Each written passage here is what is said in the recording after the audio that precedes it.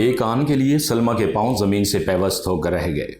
پھر وہ لپک کر آگے بڑھی اور دروازہ کھول دیا۔ سلمہ کے سامنے ایک بلند قامت انسان کھڑا تھا۔ دروازہ کھلتے ہی اس نے سوال کیا، کیا یہ عبداللہ کا گھر ہے؟ پیشتر اس کے کہ سلمہ کوئی جواب دیتی، بجلی چمکی اور ابو الحسن سلمہ کو پہچان کر اندر داخل ہوا۔ ابو الحسن نے کہا، اوہو تم، مجھے افسوس ہے کہ اس وقت میری وجہ سے تمہیں بارش میں بھیگنا پڑا۔ سلمہ نے اپنے دل میں کہا، کاش تم یہ جان سکتے کہ اس بارش کی بوندیں کس قدر خوشگوار ہیں۔ اور پھر ابو الحسن سے مخاطب ہو کر بولی، چلیے۔ برآمدے میں طلحہ اور عبداللہ ابو الحسن کی آواز سن کر اس کے استقبال کے لیے کھڑے تھے۔ عبداللہ نے آواز دی، کون؟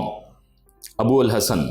ابو الحسن نے برآمدے کی سیڑھی پر قدم رکھتے ہوئے کہا، جی ہاں میں ہی ہوں، مجھے افسوس ہے کہ میں نے خواہ مخواہ اس وقت آپ کو تکلیف دی۔ طلحہ نے پوچھا، کہیے خیریت تو ہے نا؟ آپ کے ساتھی کہاں ہیں؟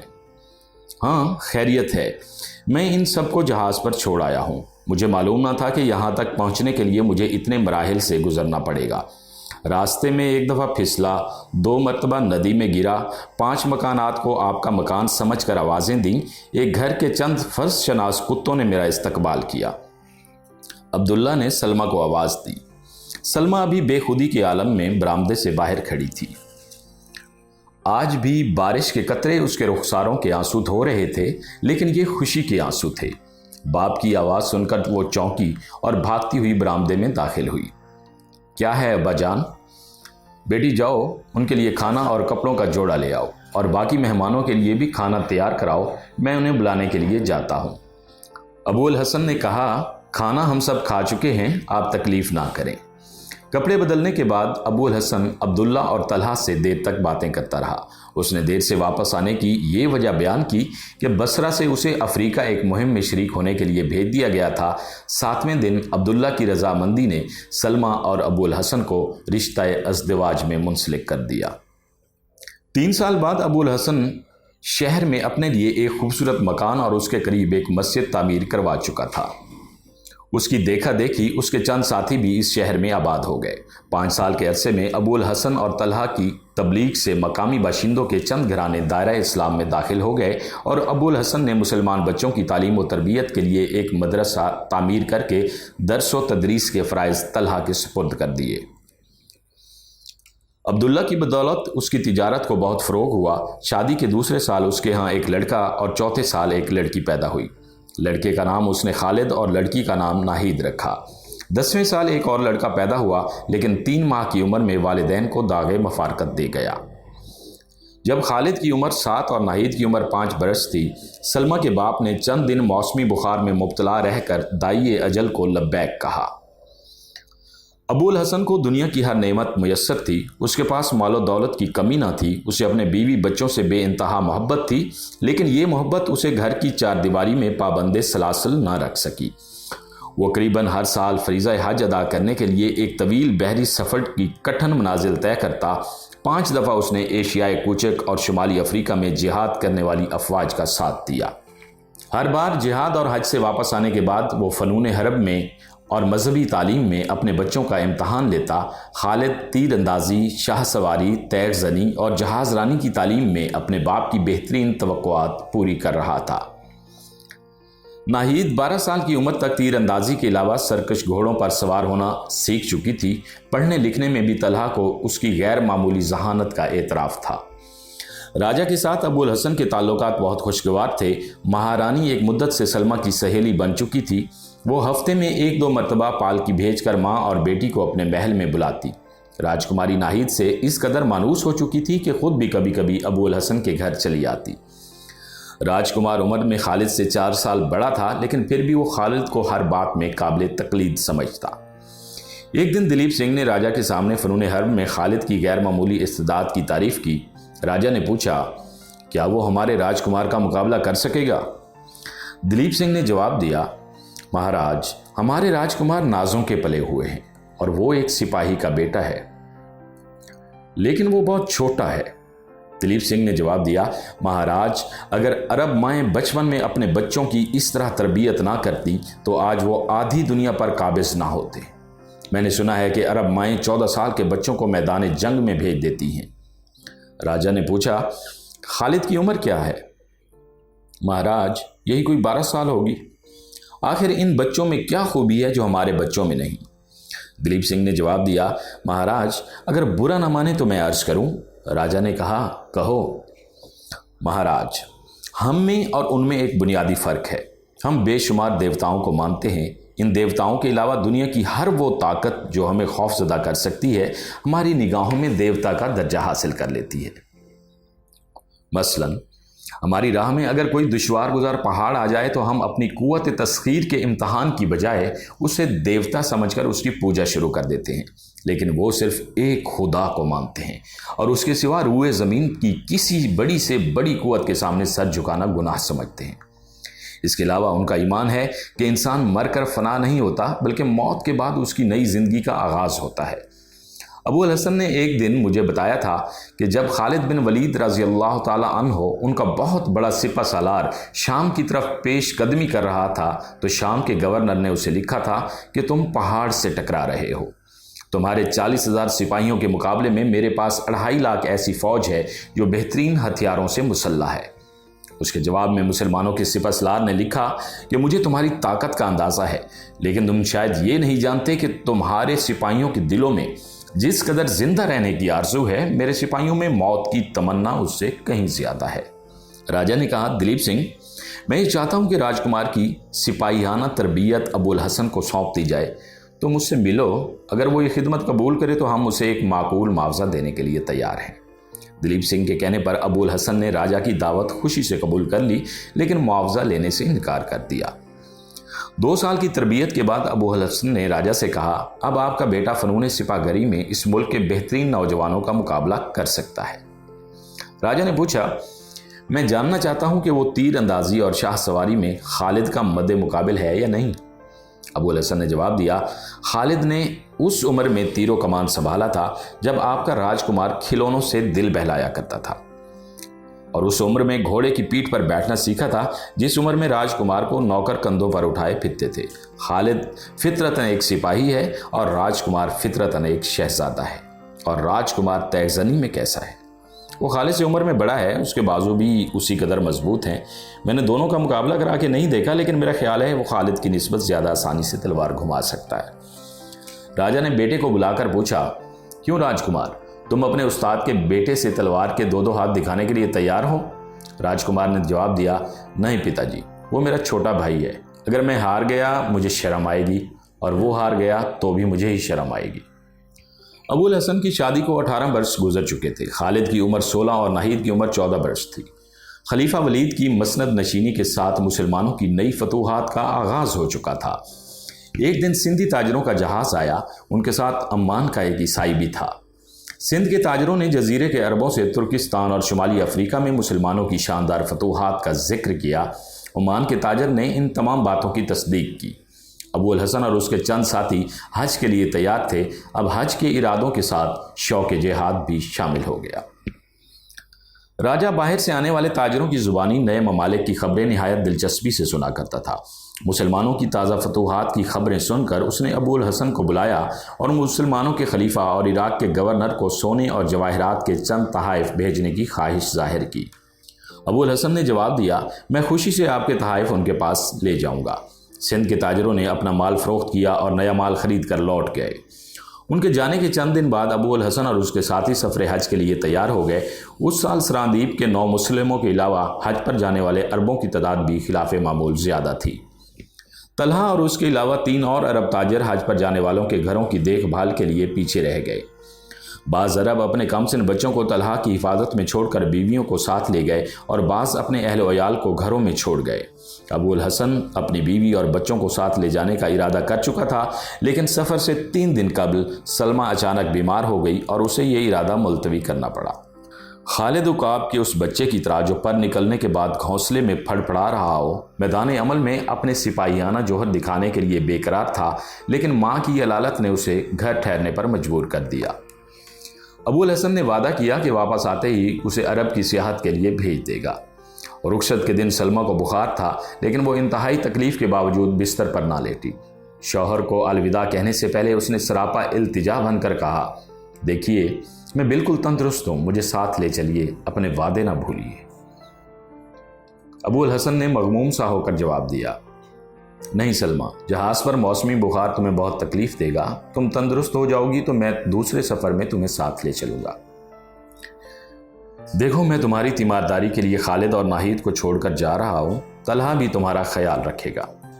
اس نے آنکھوں میں آنسو بھرتے ہوئے کہا، نہیں، مجھے ضرور لے چلیے، میں آپ کے ساتھ ہر تکلیف برداشت کر سکتی ہوں۔ ابو الحسن نے کہا، سلمہ ضد نہ کرو، دیکھو تمہاری نبض کس قدر تیز ہے، بخار سے تمہارا چہرہ سرخ ہو رہا ہے، تم نے کبھی سمندر کا سفر نہیں کیا، میں جلد واپس آ جاؤں گا۔ نہیں، اس دفعہ مجھے معلوم ہو رہا ہے کہ آپ کا سفر بہت لمبا ہے اور میں شاید دیر تک انتظار نہ کر سکوں گی۔ ابو الحسن نے مغموم صورت بنا کر جواب دیا، سلمہ تم رو رہی ہو؟ کئی برس ہوئے میں نے تمہیں یہ بتایا تھا کہ مسلمان عورتیں مجاہدوں کو رخصت کرتے وقت آنسو نہیں بہاتیں۔ ان الفاظ نے سلمہ پر جادو کا سا اثر کیا۔ اس نے آنسو پوچھ ڈالے اور مسکرانے کی کوشش کرتے ہوئے بولی، میرے اس درجہ مغموم ہونے کی وجہ یہ نہ تھی کہ آپ جا رہے ہیں، بلکہ یہ تھی کہ آپ مجھے چھوڑ کر جا رہے ہیں۔ آپ اگر ایک بار مجھے میدان جہاد میں لے جاتے تو پھر شاید مجھے کمزوری کا طعنہ نہ دیتے۔ میں آپ کے ساتھ تیروں کی بارش میں کھڑی ہو سکتی ہوں، لیکن آپ کے انتظار میں ہر روز صبح شام کوٹھے کی چھت پر چڑھ کر سمندر کی طرف دیکھنا میرے لیے صبر آزما ہوگا۔ ابو الحسن نے جواب دیا، یہی صبر عورتوں کا جہاد ہے۔ جو کام مرد میدان میں نہیں کر سکتے وہ عورتیں گھر کی چار دیواری میں بیٹھ کر کرتی ہیں۔ عورتیں خالد رضی اللہ تعالیٰ عنہ اور مسنہ رضی اللہ تعالیٰ عنہ نہیں بن سکتی، لیکن ان کی ماؤں کا رتبہ حاصل کر سکتی ہیں۔ آج ہمارے سپاہی اپنے گھروں سے کوسوں دور لڑ رہے ہیں اور ان کے عزائم وہ عورتیں بلند رکھتی ہیں جو صبر و استقلال سے گھروں میں ماؤں، بہنوں اور بیویوں کی ذمہ داری سنبھالے ہوئے ہیں۔ ان پر اعتماد کی بدولت ان کے دل میں یہ خیال بے چینی پیدا نہیں کرتا کہ گھر پر ان کے ننھے بھائیوں اور بچوں کا کیا حال ہوگا۔ سلمہ تم ہی بتاؤ، کیا وہ سپاہی جسے یہ خیال ہو کہ اس کی بیوی رو رو کر اندھی ہو گئی ہوگی اور بچے گلیوں میں ٹھوکریں کھا رہے ہوں گے، ایک بہادر کی طرح مسکرا کر جان دے سکتا ہے؟ فرض کرو اگر میں نہ آؤں تو عرب کی دوسری ماؤں کی طرح خالد کو جہاد پر رخصت نہ کرو گی؟ سلمہ نے جواب دیا، آپ یقین رکھیے اگر آپ خالد کے لیے ایک برا باپ بننا گوارا نہیں کرتے تو میں بھی بری ماں بننا پسند نہ کروں گی۔ شام کے وقت ابو الحسن کا جہاز روانہ ہوا۔ سلمہ ناہید کے ساتھ چھت پر کھڑی سمندر کی طرف دیکھ رہی تھی۔ ضبط کے باوجود اس کی آنکھوں میں آنسو آ گئے۔ ناہید نے کہا، امی جان، آپ نے ابا جان سے وعدہ کیا تھا کہ آپ ہمارے سامنے نہ آنسو بہائیں گی اور نہ روئیں گی۔ سلمہ نے آنسو پوچھتے ہوئے جواب دیا، بیٹی کاش یہ میرے بس کی بات ہوتی، تمہارے باپ کے مقابلے میں میرا دل بہت کمزور ہے۔ سلمہ یہ کہہ کر بیٹھ گئی۔ ناہید نے اس کی نبض پر ہاتھ رکھتے ہوئے کہا، امی آپ کو ابھی تک بخار ہے، آپ بستر پر لیٹ جائیں۔ مہاراجہ سراندیپ تخت پر رونق افروز تھا۔